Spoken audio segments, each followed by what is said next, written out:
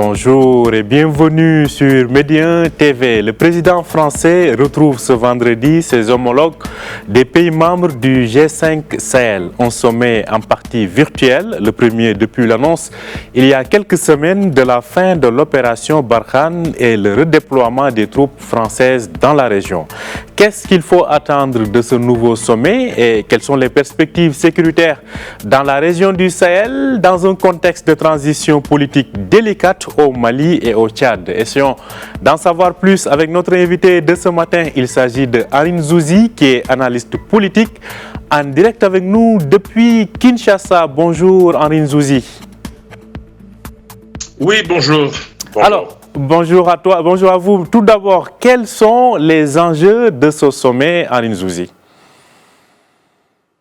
Alors, ce qu'il faut d'emblée dire, c'est que certains observateurs ont baptisé ce sommet comme étant le sommet du désengagement. Alors, je pense qu'on en est un peu loin, mais il est important de savoir qu'il y aura bien évidemment la redéfinition de l'opération Barkhane, ou en tout cas son redimensionnement à l'aune des débats qui vont s'y dérouler. Il y aura évidemment la décroissance des effectifs, parce qu'il faut savoir que les effectifs qui sont à l'heure actuelle d'environ 5100 hommes seront réduits à 3500 pour 2022, et pour 2023, on s'attend à ce que la force ne se content plus que de 2500 hommes. Cela étant, la ministre française de la Défense a estimé qu'en fait que ce désengagement n'était pas du tout en fait un départ de la France. Bien au contraire, la France continuera à s'impliquer dans les opérations de contre-terrorisme, mais il y a aussi un autre point qui fera l'objet, me semble-t-il, de discussion.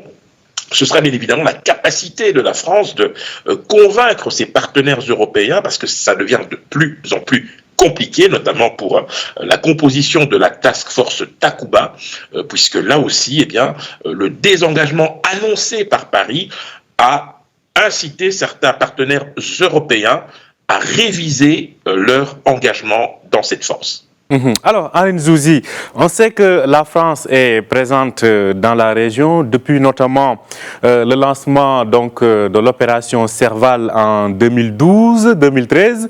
Alors, cela dit, aujourd'hui, ce retrait, est-ce un signe d'impuissance de la présence française? Non, pas du tout, pas du tout. Il faut savoir que ce qui a motivé l'annonce d'Emmanuel Macron, ce sont bien évidemment des considérations de politique intérieure française. Vous le savez, 2022, c'est dans quelques mois, c'est l'élection présidentielle. On sait que les questions sécuritaires seront au cœur de la campagne. Il y a aussi au sein de l'opinion française une montée en puissance de la colère par rapport à la présence française dans cette partie du monde où de nombreux Français militaires ont payé le plus lourd des tributs. Il s'agit véritablement de s'interroger. Alors, l'intervention en fait de Paris au Sahel en 2013 avait été motivée notamment par les menaces qui pesaient sur le gouvernement malien de l'époque, avec bien évidemment les terroristes. En 2014, la France a essayé d'entraîner les 5 pays du Sahel dans une sorte de coalition, leur permettant de mutualiser leurs efforts sous la direction française pour combattre ces terroristes. On s'est très vite rendu compte, en fait, que pendant 8 ans, il y a eu davantage de victimes, on approche à peu près les 8000 morts sur cette période, mais une difficulté chronique visiblement des pays membres du G5 Sahel à pouvoir, je dirais, financer leurs propres opérations, même si cela s'intégrait ou s'inscrivait dans un cadre beaucoup plus global. Donc il y a eu à ce niveau-là aussi beaucoup de difficultés. Je pense qu'il serait un peu hasardeux, pour ne pas dire précipité, de considérer que c'est un échec pour la France, c'est d'abord et avant tout, et ça n'engage que moi, un échec des armées africaines de ces 5 pays. Mais justement, Arine Zouzi, ces pays de la région, que peuvent-ils faire en fait? On a l'impression que c'est des pays qui semblent se contenter du rôle de figurants ou de spectateurs face à ce qui se passe sur la région. Que peuvent faire ces pays aujourd'hui pour prendre le relais? Alors, vous savez, lorsque le G5 Sahel a été mis en place, il s'agissait d'un cadre de concertation régionale entre différents pays qui avait notamment, je dirais, des visées économiques, d'intégration régionale et autres. Et très vite, l'aspect sécuritaire a pris les devants. Mais il fallait que chaque pays puisse prendre ses responsabilités. Force est de constater que cela n'a pas été le cas. Il a fallu attendre que des pays comme les États-Unis, l'Arabie Saoudite, la France, que l'Union européenne mette la main à la poche pour pouvoir financer cette force. Il y a eu de la part des pays africains une forme d'attentisme. Il n'a pas du tout été, je dirais, favorable ou productif, avec chaque fois ce regard vers Paris qui ne pouvait pas non plus supporter seul tout le poids de cette opération. Il faut donc une profonde remise en question, me semble-t-il, à la fois, je dirais, des principes, des questions de ces différents pays pour qu'ils puissent effectivement considérer que l'heure n'est plus aux tergiversations, mais plutôt à une mobilisation des efforts en commun pour pouvoir faire face ensemble aux menaces et aux périls de ces groupes djihadistes qui n'en finissent pas d'écumer cette partie du territoire africain. Alors, dans ce contexte, on parle donc de redéploiement des forces françaises dans le cadre de la force Takuba, à savoir une force composée de plusieurs pays, en tout cas non africains. Selon vous, quelle peut être justement la configuration de cette force Takuba ? Alors, on la connaît plus ou moins. Donc, on rappelle que c'est une force qui est constituée essentiellement des forces spéciales venant de plusieurs pays européens. C'est une idée bien évidemment française. De nombreux pays avaient déjà marqué leur accord, la Tchéquie, l'Estonie, la Belgique dans un premier temps et le Danemark avant de se raviser, parce que entre-temps, vous vous en doutez, il y a eu, je dirais, ce recul de la France, puisque la France a annoncé son désengagement. Alors, cette force doit être mise sur pied. On avait annoncé pour le mois de juin qu'il y aurait environ 2000 forces spéciales qui constitueraient cette force. On en est très loin, parce que vous vous doutez bien qu'entre-temps, les positions ont, je dirais, évolué. Dans un premier temps, si cette force devient opérationnelle, elle viendra surtout en appui aux forces d'élite maliennes qui seront, je dirais, en première ligne, notamment dans la fameuse zone des 3 frontières, Liptouka-Gourma, et on verra ensuite comment est-ce que les choses pourront s'articuler. Une dernière chose, si vous le permettez, il faut savoir que la France est perçue par ses partenaires européens comme étant la force pivot de cette force, de cette task force Takuba, pour une raison très simple, c'est qu'en fait, par son expérience et sa présence depuis de longues années dans cette partie du continent africain, donc dans la bande sahélo-sahélienne, eh bien, les pays européens qui acceptent de participer à cette force considèrent qu'ils seront, je dirais, les mieux à même de pouvoir accompagner la France. Mais il y a évidemment d'autres considérations qui entrent en ligne de compte et qui retardent encore la mise en œuvre de cette force. Alors, justement, pour ce qui est de la contribution des autres puissances étrangères, on sait que la ministre française des Armées, Florence Parly, donc, est à Washington, ou est attendue en tout cas à Washington pour parler justement de la contribution américaine. Selon vous, quelle devrait être une probable contribution des États-Unis dans cette force ?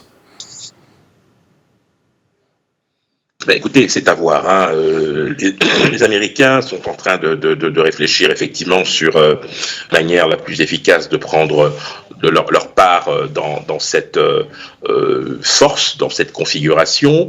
Mais il y a de nombreuses questions qui doivent d'abord trouver réponse, puisque pour l'instant, on en est encore aux déclarations d'intention. On voit très bien que d'un côté, il y a des réticences, pour ne pas dire des réserves, qui sont de plus en plus, je dirais, émises ou exprimées par certains pays européens qui considèrent qu'il y a d'autres priorités. Et puis, vous avez effectivement les Américains qui pourraient effectivement se laisser tenter pour une raison très simple. En fait, c'est que les pays africains, certains en tout cas d'entre eux, et singulièrement le Mali, semblent faire des appels de pied à la Russie. Alors on sait que les Russes sont déjà présents en Centrafrique, et une arrivée, ou en tout cas un renforcement de la coopération militaire et technique russe avec le Mali pourrait peut-être inciter les Américains à changer leur positionnement et à s'engager plus fermement.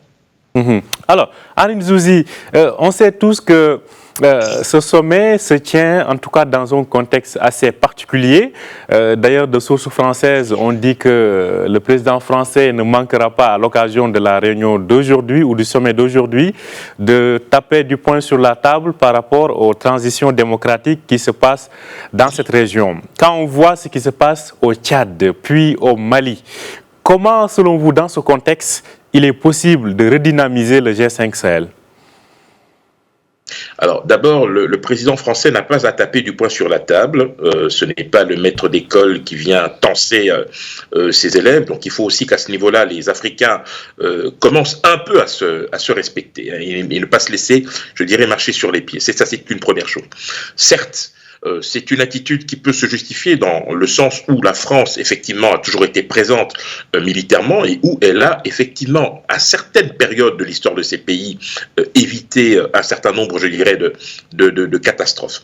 Alors, vous parliez de transition démocratique dans ces deux pays. On commence par le Mali. Il se trouve que depuis quelque temps, certaines hypothèses de travail circulent. Il y a notamment la possibilité pour le gouvernement de négocier directement avec les djihadistes. Il faut savoir que dans leur grande majorité, hein, c'est ce qui se dit, les Maliens ne sont pas opposés à la charia, ce qui pourrait être une manière un peu plus facile d'aborder, je dirais, la question des négociations. Mais attention, parce que il y a évidemment des zones qui sont déjà sous contrôle djihadiste et dans lesquelles les choses ne se passent pas forcément de manière simple ou en tout cas civilisé. L'autre risque évidemment, ou en tout cas l'autre hypothèse, mais qui elle est plus que vraisemblable, c'est qu'avec l'annonce du désengagement français, une partie de l'opinion publique malienne considère que c'est la fin de l'occupation par la France et donc la fin du néocolonialisme. Lorsque vous prenez ces deux notions qui peuvent paraître contradictoires, vous avez une idée de l'état d'esprit qui prévaut dans ce pays-là. Du côté de la Centrafrique, les choses sont un peu différentes, puisque contrairement Tchad, vous voulez dire oui, le Tchad, excusez-moi, le Tchad, pardon. Au niveau du Tchad, il y a effectivement eu, on a eu le sentiment qu'il y avait eu 2 poids 2 mesures de la part de la France, puisque sous réserve évidemment des véritables conditions dans lesquelles les événements se sont déroulé, on a plutôt vu Paris en fait donner plutôt sa caution par rapport au nouveau régime. Mais cela étant, il y a des difficultés vis-à-vis desquelles la junte sera confrontée très prochainement. Il faut savoir aussi et surtout que Paris gardera une attitude, je dirais, d'attentisme, en tout cas par rapport à ce qui va s'y passer, parce que je l'ai évoqué tout à l'heure en introduction, la France entre sur le plan intérieur dans une séquence électorale très compliquée et très délicate qui peut avoir effectivement des conséquences de politique intérieure. Donc, de la politique intérieure française qui risque d'avoir des répercussions sur ses engagements dans la région. Alors, cela dit, Arine Zouzi, il y a quand même une question que l'on pose tout le temps, à savoir, c'est sur le plan militaire. Comment comprendre aujourd'hui, avec la présence de la MINUSMA, la présence des forces du G5 Sahel, on parle d'environ presque de 16 000 forces présentes sur place, mais on sent que la région a du mal à se stabiliser.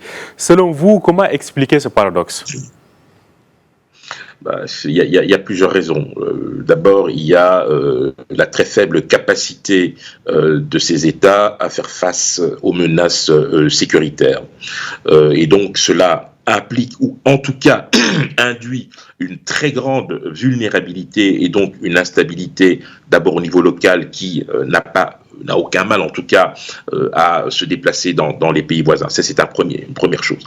La deuxième chose, évidemment, cela impacte sur la capacité réelle ou supposée de ces États à opérer les réformes économiques ou socio-économiques qui peuvent évidemment aboutir, je dirais, au développement de ces pays. Et puis, il y a aussi, il faut bien le dire, des rivalités qui ne disent pas leur nom, parce que les réalités de ces pays sont très différentes.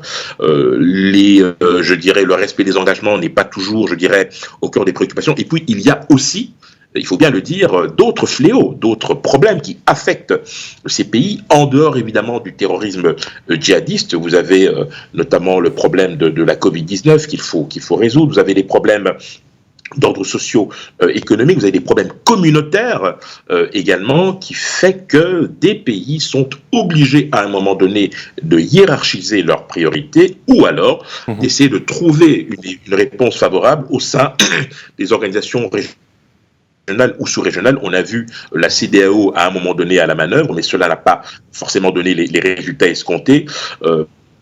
Voilà, donc il y a des foyers de tension et de guerre qui persistent et qui, si on n'y prend pas garde, pourraient à nouveau se propager et affaiblir davantage les États. Donc il appartient à ces différents pays de changer véritablement de paradigme en essayant de mettre en commun leurs efforts pour lutter contre la menace. Très rapidement, Aline Zouzi, dans ce contexte, quel devrait être le rôle de l'Union africaine? Écoutez, l'Union africaine, pardon, dans ce type de situation, on ne peut qu'énoncer les grands principes. Mais l'Union africaine n'a aucune force contraignante, sachant par ailleurs que l'histoire récente nous renseigne que dans certains conflits, on a vu la montée en puissance de certaines organisations régionales ou sous-régionales. Je vous donne deux exemples récents. Je l'ai évoqué bien évidemment, la CEDEAO qui n'avait pas hésité notamment à sanctionner et à suspendre le Mali à la suite du coup d'État. Et on a vu dans les années 98, 19 et les années 2000, la SADC s'impliquer de manière active dans la résolution du conflit en RDC. Donc je pense que l'Union africaine en tant qu'organisation continentale va évidemment rappeler les grands principes qui la régissent, mais de manière très concrète, il faudra évidemment voir de quelle manière elle pourrait donner l'impulsion qui pourrait donner lieu à cet embryon d'armée africaine, d'intervention africaine qui pour le moment n'existe qu'au niveau régional ou sous-régional dans certains États. Merci beaucoup Aline Zouzi pour tous ces éclairages. Je rappelle que vous étiez en direct avec nous depuis Kinshasa et que vous êtes un analyste politique. Merci encore une fois d'avoir accepté notre invitation. Merci, c'était un plaisir. Merci, très bonne journée à vous. Très bonne journée à vous aussi et merci de nous avoir suivis. Je rappelle que vous pouvez retrouver cet entretien sur notre site www.medianews.com. Bonne journée et bonne suite de programme sur Média TV.